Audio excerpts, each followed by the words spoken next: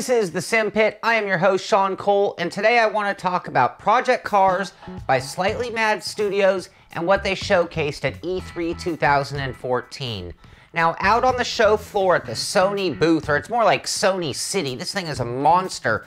Amongst hundreds of games, it seems, there are two stations that had Project Cars. They're both demoing the exact same thing, and that was a 3-lap race in the AMG raced out Mercedes at Brands Hatch. So it was a very limited version or limited exposure to Project Cars for all those at E3 to play with there on the floor. Now the other thing is this was being done with the controller, which is also very common at E3 regardless of what game you're talking about. But in the case again of Project Cars, they're also using the controllers, which is going to make the more serious a sim it is, the more difficult it is going to be to play with the controller. And at E3, that was the case with just about any title that I did drive, was usually people were using the controller.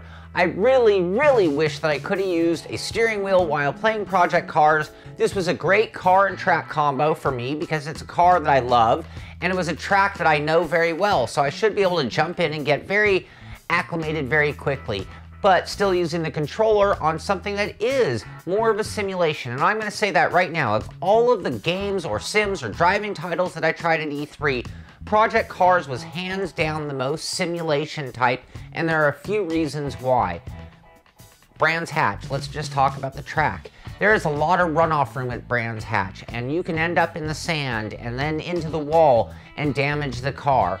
And when comparing it to the other titles at E3, most of them had a Sega driving line, a gaming driving line of a guardrail that's going to somehow keep you on track, or you weren't going to be penalized much for not having a perfect line. Whereas with Project Cars, this was a racing simulation hands down, and you could tell right out of the gates, and everybody at the show was going to have a little bit of difficulty because it was more of a simulation. You were going to need to know the track to do well. Hitting other cars, going off track, hitting walls was going to have a negative impact on your driving experience. So Project Cars has been on mine and a lot of other people's radar for quite some time. I was a little disappointed that all I could try at E3 was the one car and track combination, but this is a title that's coming in November. It's something that I'm going to be able to try out immediately and get a lot deeper with it, using it on the PC version, using my equipment, which will be a nice thing to be able to try it out that way. It will be available on the Xbox One,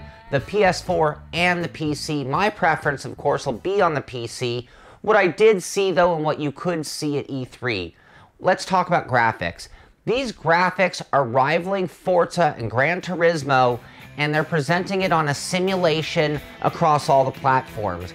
And for me, this is maybe the highest level of graphics that I've seen on the word simulation that's going to be available on the PS4 and the Xbox One, and that's a very big deal. And it also means that Project Cars is sort of got a special place right now.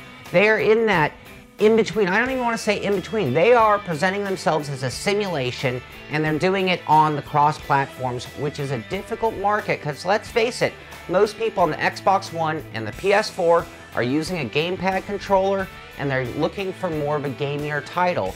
And that makes Project Cars, again, very important. If they can bridge that gap, if they can bring more gamers into the simulation market, that's going to be great for all of us and great for automotive, motorsports, gaming in general. So let's talk about other things that I saw at E3 that I'm very eager to see in the full version or the beta version prior to their November release. Not only were the graphics amazing in terms of lighting effects, in this race they had day to night transition. You actually, in 3 laps, saw full darkness and full brightness and the rising of the sun, which is a great thing to experience. And if you damage your headlights, you're going to be driving in total darkness, something else very unique or very simulation about Project Cars. And despite only being able to drive the Mercedes, you could see a few of the other same class cars, so you had a few different car models to see. And again, the car modeling was very beautiful, and inside the car, it had that simulation cockpit. You had multiple views, you could see exterior view interior view, and that's something that keeps it on the gamier side when comparing it to the full-blown simulations. However, when I got to my comfort zone, the cockpit interior view, I saw exactly what I wanted to see, and it was really, really well done. It gave you a great feeling of being in a Mercedes AMG.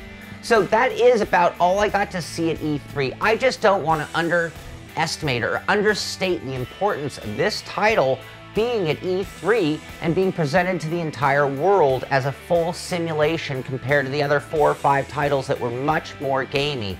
So that's something for me that was a lot of fun to watch people kind of struggling with, to be honest with you, compared to the other games that you just come in and when the intention is crashing, you can kind of do no wrong. So that was very cool. I'm very much looking forward to getting fully into Project Cars, seeing what those graphics can do on my PC. Can it hold up in triple screens?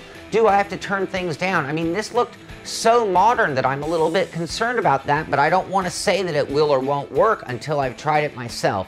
I hope you've enjoyed this brief look at Project Cars by Slightly Mad. I had a lot of fun playing the 3-lap race at Brands Hatch. I really do wish they had more for me to try out, but I have been following Project Cars for quite some time. I've been following all the announcements of cars, tracks, different modes, different additions to the career mode, single player mode, things like that. And I am guilty of not trying it out in quite some time. I really wish they had a little more content at E3, but I guess it would have been hard for people to really have too much variety and start to really get a test for it there. But I will try it out more for sure. If you want to comment on this video, please go to my website at thesimpit.com. I will be looking for your comments there and getting into the conversation. I hope you've enjoyed this first look at Project Cars by Slightly Mad Studios. This is the Simpit. I'm Sean Cole, and I'll see you on the track.